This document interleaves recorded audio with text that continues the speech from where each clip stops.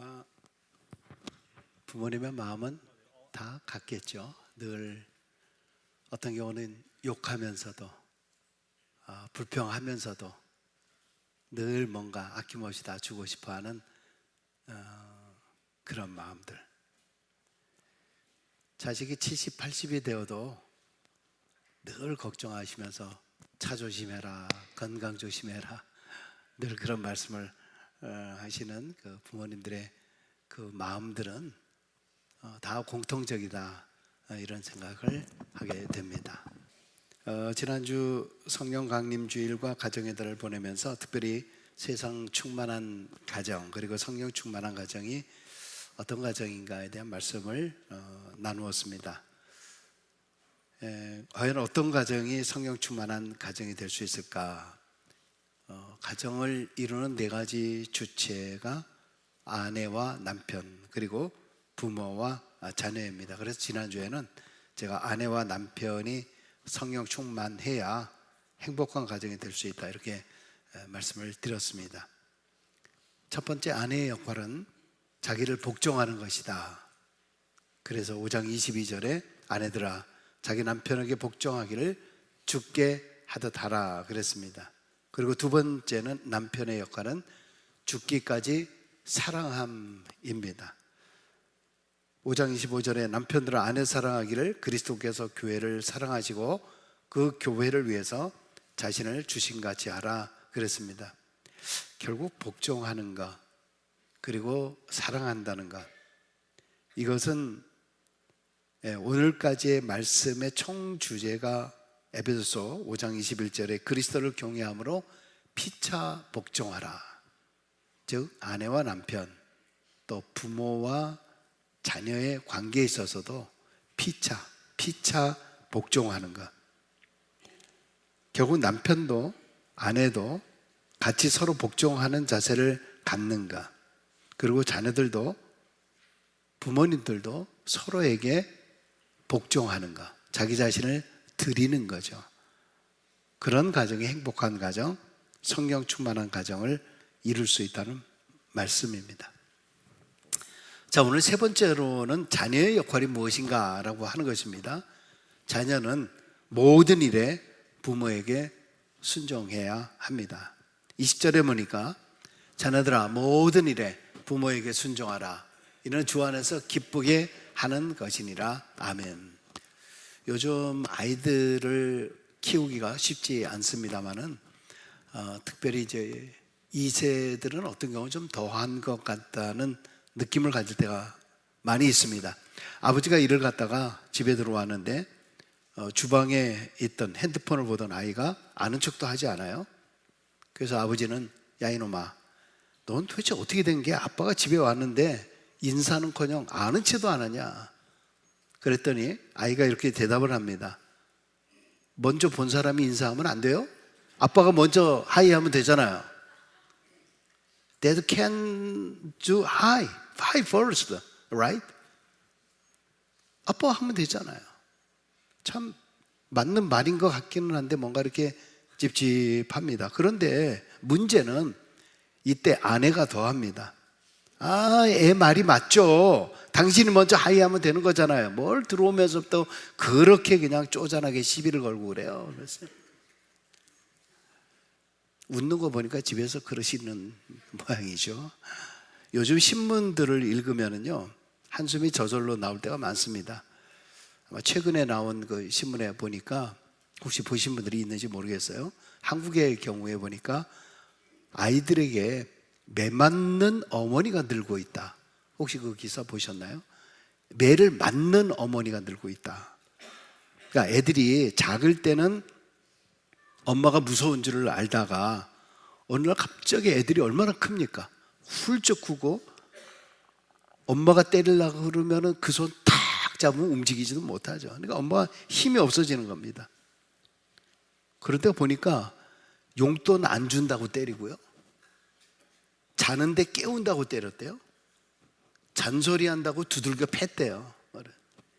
그러면서 자식이 무섭다. 그러면서 이제 전문가가 글을 쓰기를, 이런 사회적 현상에 대해서 가정이 핵가족화되면서 아이들이 집에서 왕이 되기 때문이다, 이렇게 지적을 합니다. 요새 부모들은 애들 기죽이면 안 된다라고 과보호를 합니다. 그러니 자식들이 부모 위에서 왕으로 군림하고 아나무인격이고 결국 자식을 깡패로 키운 거죠. 그 왕에게 얻어맞는 거죠. 얻어맞는 거. 잠언서 13장 24절에 보면 매를 아끼는 것은 자식을 사랑하지 않는 것이다. 자식을 사랑하는 사람은 훈계를 게을리하지 않는다. 잠언서 23장 13절 14절에 아이 꾸짖는 것을 삼가하지 말라. 매질을 한다고 해서 죽지는 않는다. 그에게 매질하는 것이 오히려 그의 목숨을 스월, 음부에서 구하는 일이다.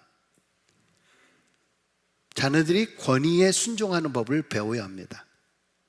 부모님의 권위, 스승의 권위, 어른들에 대한 권위, 그것이 나아가서는 하나님의 권위에 대해서 순종하는 길을 배워야 하는 것입니다. 그게 하나님이 원하시는 질서이고 복종의 태도이고 성령 충만한 자녀의 모습입니다. 분명히 부모의 권위 앞에 저항하고 불순종하는 자녀들은 어느 사회, 어느 공동체에서도 환영받을 수 없어요. 그렇게 될 경우는 조직사회나 공동체에서 그 아이는 왕따 당할 것이고 자기 멋대로 하는 그런 자녀들은 어디에서도 설 수 없는 자녀가 될 것입니다.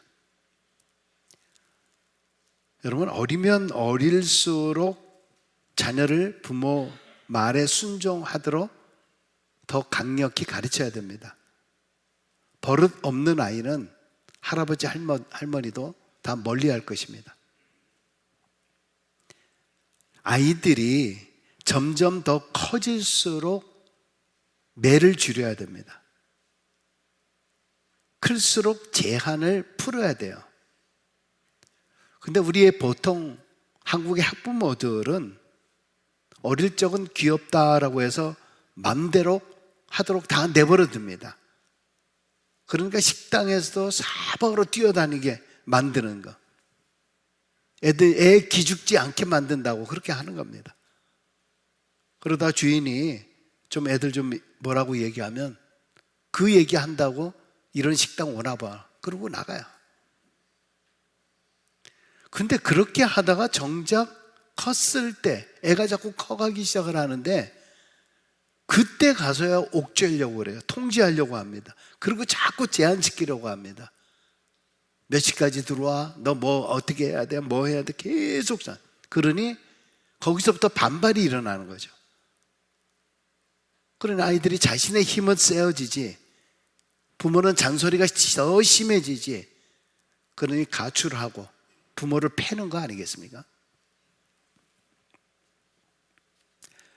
그래서 네 번째 부모의 역할이 뭡니까? 부모들은 자녀를 경록해 해서는 안 된다라는 것입니다. 4절에 보니까 너희 자녀를 노엽게 하지 말고 오직 주의 교훈과 훈계로 양육하라 했습니다. 한국의 교육상담연구소에서 청소년들의 아버지에 대한 이미지 분석한 결과인데요, 문제가 보통 없는 청소년들은 대체로 아버지에 대해서 긍정적인 이미지를 갖고 있다 그래요. 근데 문제 청소년들은 아버지에 대한 부정적 시각이 73.4%래요. 그리고 어머니는 19.4%라고 합니다. 그러니까 문제 청소년의 대부분은 아버지의 영향력이 얼마나 큰지, 아버지가 어머니의 4배 이상 가까운 그런 수치를 가지고 있다는 겁니다. 아버지에 대한 이미지에 대해서 아버지는 모르는 남과 같다, 그러니까 아저씨 같다는 거죠. 너무 무능하고 속물이다. 아버지는 엄마를 때리는 사람이다. 가정의 독재자다. 심지어는 아버지와 나 사이는 패고 맞는 사이다, 그렇게 쓴 아이들도. 아버지는 패고 나는 맞는 아이. 여러분, 결국 때리는 아버지 밑에서 자란 자식들이 나중에 가정의 폭력자들이 되잖아요. 그러면서 이 분석은요, 자녀가 잘못했을 때 야단치거나 때릴 때는 그 이유를 분명히 가르쳐 줘야 합니다. 야단친 후에는 꼭 품에 안아주고 마음을 풀어줘야 됩니다. 이때 중요한 것은 어머니는 아이 편을 들지 말고 아버지가 왜 야단쳤는지, 너를 사랑하기 때문이라고 그 이유를 반드시 깨닫게 해줘야 됩니다. 만약에 그렇지 아니하고 앞에서 이야기한 대로 아이만 감싸면은 엄마는 좋은 이미지를 가질지 모르지만은 오히려 더 아버지에 대해서 나쁜 감정을 갖게 되는 아주 잘못된 그러한 교육이라고 하는 거죠. 결국 아버지의 권위를 떨어뜨려서 이 아이가 반항아, 불효자를 만들게 되어서 가정이 불행한 가정이 되게 만든다는 것입니다. 결국 이 이야기는 아버지의 책임이 크지만 역시 어머니의 책임도 크다라고 하는 것을 강조해주고 있는 분석입니다. 서울특별시 교육청에서 학생, 아이와 부모가 듣고 싶은 말 취합한 결과 아이들이 부모에게서 듣고 싶은 말 1위는 우리 딸 정말 잘했어, 우리 아들 정말 잘했어. 두 번째는 항상 사랑한다, 항상 너 사랑한다. 3위는 너는 지금도 잘하고 있어, 오늘도 수고가 많았어, 괜찮아 괜찮아, 다 잘 될 거야. 결국 아이들이 부모에게서 듣고 싶은 말이 뭔가요? 긍정이죠, 격려죠, 그리고 위로입니다. 잘 못하는 거 있고 남들보다 더 못하는 거 있고 비교해서 그런다라고 할지라도 아이들이 듣고 싶은 말은 사랑한다, 너는 잘하고 있다, 최선을 다하고 있다, 격려를 원한다는 거예요. 그러면 부모가 자녀에게 듣고 싶은 말은 무엇이냐? 1위, 아까도 나왔습니다마는 엄마, 딸이라 너무 좋아, 엄마의 아들이라 나는 너무 행복해, 아빠의 딸이라 나는 너무 행복해, 사랑해요, 엄마 고마워요, 엄마 아빠가 제일 좋아요. 이거는 표현을 하라는 겁니다. 표현을 안 한다는 겁니다. 자녀들은 부모에게 표현을 안 해요. 부모들은 그래도 자녀에게 표현을 하려고 하는데 자녀들은 부모에게 표현을 안 해요. 표현하고 말할 때 얼마나 풋풋하고 저절로 미소가 나오고 그 가운데 질서 있는 아름다운 말이 나오게 되는 것이고, 그 말로 인해서 저절로 행복이 꽃피우는 가정이 된다는 것입니다. 자녀를 노엽게 하지 말고 주의 교훈과 훈계로 양육하라. 존 메가더라고 하는 아주 유명한 목사님이 계시는데, 이분이 자녀를 노엽게 하는 방법 5가지, 그런 이야기를 했습니다. 만약 아이들이 노엽게 되고 부모와의 진정한 인격적 소통이 가로막히길 원한다면 이 방법을 써보라. 한마디로 반어법적인 그러한 도전이죠. 첫 번째, 자녀를 노엽게 하는 방법, 그들을 버릇없게 만드세요. 그가 원하는 것은 무엇인지 다 들어주고 걔들을 당신 뒤에 숨겨두세요. 그리고 그가 잘못했을 때 결코 혼내지 마세요. 남을 위해서 희생하는 법, 손해되는 법을 배우지 못하게 하고 이기적인 아이로 만드세요. 두 번째는 자녀들이 정신적으로 독립하지 못하도록 가둬두세요.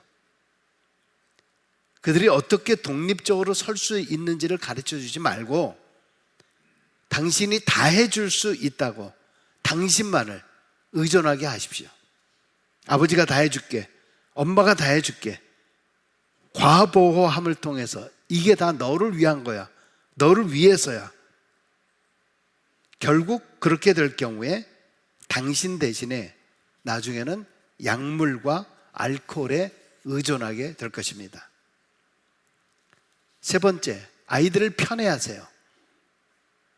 이삭이 에서를, 리브가가 야곱을 편애하듯이 자식들을 편애하십시오. 그러면 아이들을 노엽게 될 것입니다. 네 번째, 아이들이 죄 지었을 때 대가 지불 없이 달아나게 해주세요. 아이들이 당신이 다 해결해 주겠다고 아이들에게 말해라. 그걸 통해서 어떤 사고가 됐든 어떤 문제가 됐든 당신이 능력 있는 사람으로 보여지게 해주세요. 그러면 그 힘을 믿고 안하무인격으로 더 큰 죄를 일으키며 자라나게 될 것입니다. 마지막 다섯 번째, 아이들이 실수를 통해서 배우지 못하게 하세요. 아이들이 실수를 통해서 성장할 수 있는 기회를 주는 대신에 실수를 하지 않게 모든 것을 방어해주는 부모가 되게 하세요. 부모가 되세요. 그러면 그 아이는 무기력한 아이가 될 것입니다. 이게 자녀를 노엽게 하는 법입니다. 우리 손주들을 노엽게 하는 법입니다. 잘 기억하시고 그 방법을 한번 잘 사용해 보십시오. 좋겠습니까? 여러분, 자녀가 부모를 공경하고 그 권위에 온전하게 순종할 수 있게 되는 1차적 책임은 결국은 부모에게 있다는 거예요. 이 아이가 도대체 왜 그럴까? 얘가 왜 이렇게 성장했을까? 얘가 왜 이런 모습을 보일까? 이 말은 자녀들은 특별히 부모로부터 받은 부정적 영향이 그들이 성인이 되어서도 부모를 인격적으로 존중하지 않을 뿐 아니라 심지어 나중에는 자신의 결혼관 그리고 자신의 가정관에도 심각한 악영향을 미치게 된다는 것입니다. 여러분, 실제 자라면서 부모로부터 학대를 받았다거나 심한 꾸지람이나 모멸감을 받을 경우와 같이 절제되지 아니하고 비인격적으로 대우받으며 자란 자녀의 경우는 많은 경우 그들이 이미 성인이 되어서도 어릴 적 받았던 상처와 그 아픔, 이것 때문에 그 부모와 화해와 용서함의 치유를 경험하지 할 때까지는 이 모든 것들이 내 안에서 해결되지 못하고 치유받지 못한다는 거예요. 그렇기 때문에 내가 이런 과정 속에서 신실한 크리스찬이 되었다라고 하더라도 과거 부모로 받았던 이러한 상처로 인해서 부모 공경에 대한 거부감을 느끼는 성도들이 적지 않습니다. 그래서 심지어는 가정의 달이 괴롭다라고 말씀하시는 분들도 있어요. 부부의 관계에 대한 말씀을 하는 것이 내 마음이 해피하지 않다라고 말씀하시는 분들도 있습니다. 부모와 자녀의 관계가 틀어진 사람들이 말씀을 들을 때마다 내 마음속에 많은 괴로움을 느낀다, 힘들다, 그래서 어렵다, 괴롭다 하시는 분들이 계십니다. 심지어 어떤 분들은 하나님 아버지에 대한 부정적인 느낌, 부정적인 감정을 갖는 사람들이 있습니다. 하나님 아버지 하면은 그 나쁜 아버지에 대한 그 모습이 상상이 되어서 하나님 아버지라고 부르기조차 싫다는 겁니다. 그래서 하나님 아버지는 나에게는 사랑스러운 존재가 아니라 뭔가 권위 그리고 심판, 벌 주시는 하나님으로 여기면서 친밀한 하나님의 모습, 사랑스러운 하나님의 모습을 거부하고 있는 그런 모습을 보는 경우들이 있습니다. 여러분, 그런데 오늘 바울은 크리스찬 된 자녀들에게 권면을 합니다. 그들의 부모가 믿는 부모이든 믿지 않는 부모이든 혹은 자신에게 고통과 상처를 입힌 부모이든 아니든 간에 주 안에서 부모에게 순종하라. 주 안에서. 여러분, 이 말씀은 무엇과 연결이 되냐 하면 결국 성령 충만과 연결이 됩니다. 에베소 5장 18절에 술 취하지 말라, 이는 방탕한 것이니 오직 성령으로 충만함을 받으라. 이 이야기는 우리가 이제 하나님의 자녀가 되었다라고 하면 이제는 내가 나를 주관하는 것이 아니라 내 안에 성령께서 나를 주관하는 자, 성령 충만한 자가 되는 것. 그래서 이 성령 충만해져야 이전에 가졌던 내 안에 있던 부정적인 감정, 나쁜 감정들, 좋지 않았던 그런 마음들을 다 쓸어낼 수 있다는 거예요. 다 씻어낼 수 있다는 겁니다. 결국 행복한 가정을 위한 결론은 우리 모두가 다 부모이든 자녀이든 남편이든 아내이든 그 안에 성령 충만한 역사를 통해서 성령 충만한 가정, 행복한 가정이 될 수 있다는 말씀입니다. 지난주에도 말씀을 드렸습니다만 성령 충만하다라고 하는 것이 무슨 추상적이고 그리고 무슨 뭐 뜨거운 내가 불을 받는다거나 뜨거운 방언을 받는다거나 갑자기 샬라샬라 하면서 이상하게 완전히 취해진 그런 모습, 그런 말씀을 하고 있는 것이 아니라 술이 사람을 이렇게 주관해 놨듯이 성령이 나를 주관하는 거예요. 그것이 적당히가 아니라 완전히 충만토록 주관토록 만드는 겁니다.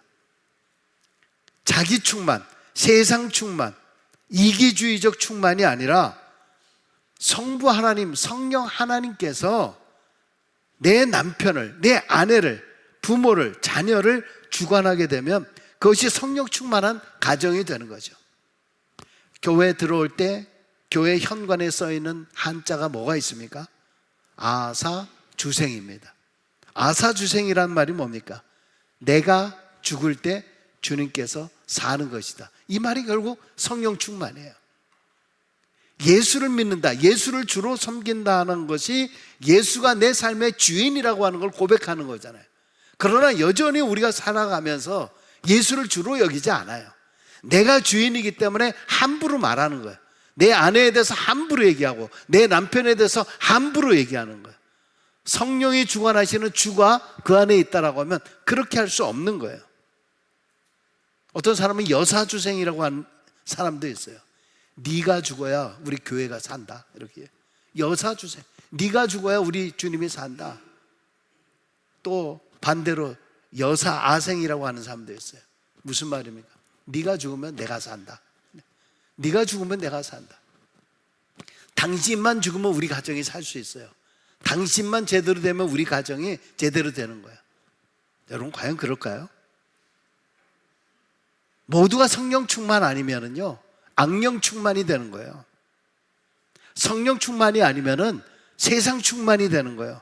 세상의 가치관으로 충만해 있는 거예요. 결국 가정의 불행은 악령의 충만, 악령의 역사입니다. 왜냐하면 내 마음대로 함부로 결정하고 함부로 말하기 때문이죠. 여러분, 우리 자녀를 위해서 여러분 무엇을 기도하십니까? 자녀를 위해서 어떤 기도를 하고 있습니까? 우리 자녀 손들을 위해서 잘 되고 뭐 되기를 원하십니까? 그보다 더 중요한 것은 내 남편이, 내 아내가, 그리고 우리의 자녀들이 성령 충만케 하여 주옵소서.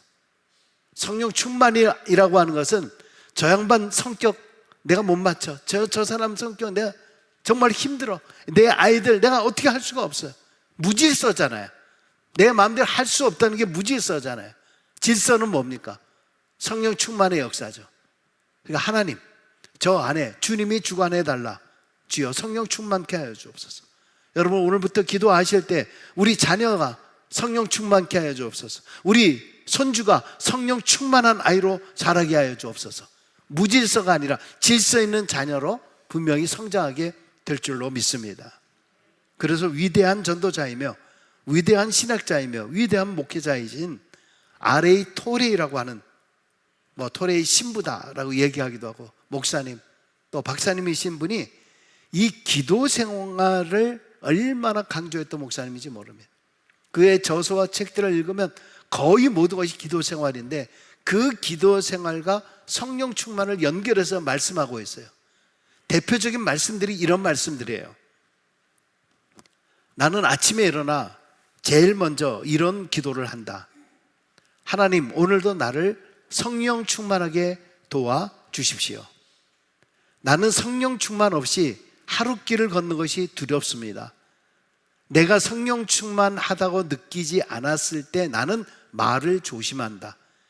왜냐하면 성령 충만하지 않을 때 내가 하는 말은 종종 실언일 수가 있고 이웃들에게 상처를 입힐 수 있기 때문이다. 나는 내가 성령 충만하다고 느끼지 않을 때 중요한 결정을 유보한다. 내가 성령 충만하지 않고 결정을 할 때 종종 내 결정이 잘못될 수 있기 때문이다. 그래서 나는 사모한다. 나는 목이 타도록 사모한다. 목마른 사슴처럼 매일매일 매 순간순간마다 성령 충만을 사모한다. 그렇습니다. 성령 충만은 내가 주관해서 내 생각으로 내 견해로 나로 충만해진 삶이 아니라 예수로 충만한 것, 말씀으로 충만한 것, 은혜로 충만한 것. 그때 누가 우리의 길을 지도하십니까? 성령께서 지도해 주시고 하나님께서 우리의 모든 길들을 인도해 주실 줄로 믿습니다. 내 생각과 내 견해, 내 감정에 휘둘려서 사는 삶이 아니라 온전히 주님께, 성령님께 나의 모든 것을 맡기는 삶, 그것을 사모하는 삶, 이것이 바로 성령 충만의 삶입니다.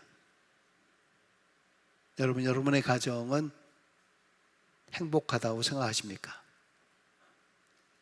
지금 이런 문제 저런 문제 때문에 기도의 제목으로 가지고 계신 분들 계시죠? 누구에게는 말할 수 없는, 겉으로는 보이지는 않지만 속으로 답답해하고 속으로 힘들어하고 속으로 지금 눈물 짓는 그런 기도의 제목들이 있으리라고 믿습니다.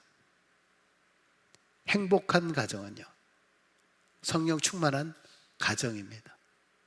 내가 나를 주장하는 그런 가정이 아니라 성령께서 주관하시는 가정입니다. 5월달 가정의 달을 보내면서 남편, 아내, 그리고 부부, 자녀, 우리 모두가 다 성령 충만하여서 그 아름다운 행복한 가정 이루어 나가시게 되기를 주의 이름으로 간절히 축원합니다. 기도하겠습니다. 아버지 하나님,